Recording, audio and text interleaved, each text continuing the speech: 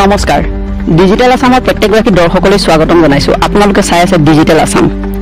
ধেমাজি জিলাত সংঘটিত হ'ল জঘন্য ধৰ্ষণ কাণ্ড ফিল্মি কায়দাৰে ভুক্তভোগীৰ পৰিয়ালক ভাবুকি সমগ্ৰ অসমতে দিনক দিনে বৃদ্ধি পাইছে কিশোৰী ধৰ্ষণৰ ঘটনা প্ৰাপ্ত তথ্য অনুসৰি ধেমাজি জিলাৰ শিলাপথাৰ থানাৰ অন্তৰ্গত অতি পিছপৰা অঞ্চল মাজৰবাৰীত লম্পটৰ কামনাৰ বলি হ'ব লগা হয় এগৰাকী সপ্তম শ্ৰেণীত অধ্যয়নৰত কিশোৰী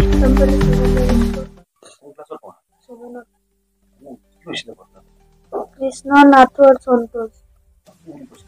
মাৰৰ ভয় দেখা তই যে নিদিয় তোক মাৰি পেলাম এতিয়া কৃষ্ণ নাথৰ সন্তোষ তই এতিয়া দে তই যদি এতিয়া না দিয় মই তোক মাৰি পেলাম আৰু বাজাৰত চব কৈ দিম অতি দৰিদ্ৰ পৰিয়ালৰ কিশোৰীগৰাকীক 17 ছেপ্টেম্বৰৰ দিনা ঘৰত কোনো নথকাৰ সুযোগ গ্ৰহণ কৰি অবৈধভাৱে মদ বিক্ৰী কৰা হৰিনাথপুৰৰ কৃষ্ণ বিশ্বাস সন্তোষ দাস আৰু নৃত্যম ৰাজবংশী নামৰ নৰাধন কেইটাই অসৎ কাৰ্য চৰিতাৰ্থ কৰে ইমানতেই ক্ষান্ত নাথাকি লম্পট চাৰিটাই কিশোৰীগৰাকীক ভয় ভাবুকি প্ৰদান কৰি কিশোৰীগৰাকীৰ লগত ঘটা ঘটনা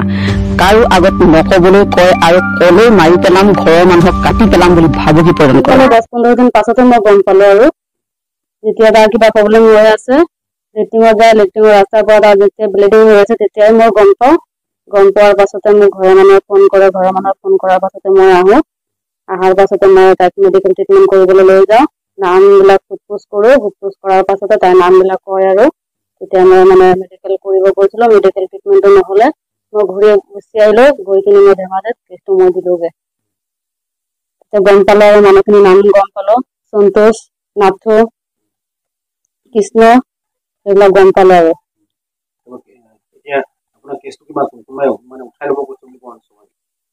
এনেকুৱা কিছুমান দালাল ওলাইছে এইবিলাক কৈছে কেছটো ডিছমিছ কৰি দিয়া এইবিলাক কৰি আৰু কি হ'ব তেনেকুৱা মানে ভাবুকি দিছে আৰু টকা পইচাৰ কথা সুধিছে মোক আপোনাৰ কিমান হ'লে আপুনি কেছটো ডিছমিছ কৰিব মই টকা পইচাৰ কাৰণে মই কেছ কৰা নাই মোৰ ছোৱালীজনী ন্যায় পাব লাগে মই সেইটোৱে বিচাৰো আৰু পঢ়া শুনাৰ পৰা মই সেইটোৱে বিচাৰো শেহতীয়াকৈ কিশোৰীগৰাকীৰ স্বাস্থ্যৰ অৱনতি ঘটাত সমগ্ৰ ঘটনা পৰিয়ালক অৱগত কৰে আৰু কিশোৰীগৰাকীক ততাতৈয়াকৈ ধেমাজিৰ অসামৰিক চিকিৎসালয়ত ভৰ্তি কৰে পৰিয়ালৰ লোকে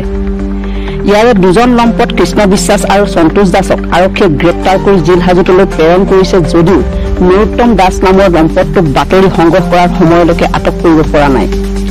ইফালে বাম্পাৰ আৰু সন্তোষ নামৰ দুজন ব্যক্তিয়ে কিশোৰীগৰাকীৰ পৰিয়ালক কেছ উঠাই ল'বলৈ ভাবুকি প্ৰদান কৰে বৰ্তমান স্থানীয় সচেতন ৰাইজে দৰিদ্ৰ পৰিয়ালৰ কিশোৰীগৰাকীয়ে ন্যায় পোৱাৰ লগতে দোষীক উপযুক্ত শাস্তি প্ৰদান কৰিবলৈ আহ্বান জনাইছে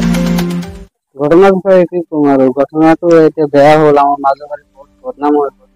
এইটো এতিয়া উচিত তদন্ত হ'ব লাগে আৰু উচিত শাস্তি দিব লাগে নিউজ ডেস্ক ডিজিটেল আসাম